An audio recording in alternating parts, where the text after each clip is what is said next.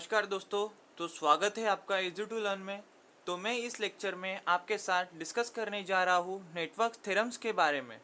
तो हम इस लेक्चर से ये समझेंगे कि why we are going to studying about the network theorem in network theory subject. तो आखिर ऐसी कौन सी ज़रूरत है हमको नेटवर्क थ्योरम को इस सब्जेक्ट में पढ़ने की।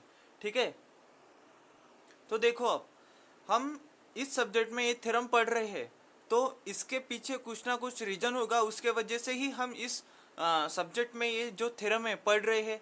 तो चलिए तो फिर जानते हैं वो रीज़न कौन सा है कि उस रीज़न के वजह से हमको इस सब्जेक्ट में ये जो थ्योरम है, ये नेटवर्क थ्योरम हमको इस सब्जेक्ट में पढ़ रहे हैं। ठीक है, the reason is that to analyse the electrical circuit, mesh analysis, nodal analysis, Kirchhoff's law, star delta transformations are applied to the electrical network, but there are some shortcut methods of analysis।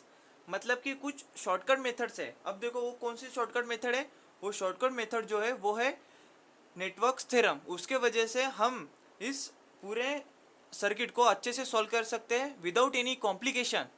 ठीक है ना, without wasting our time to solve that network. That's why we are going to studying about these theorems in our network theory subject। तो दोस्तों इस वजह से मैं इस लेक्चर में आपके साथ नेटवर्क थ्योरम के बारे में डिस्कस करने जा रहा हूँ।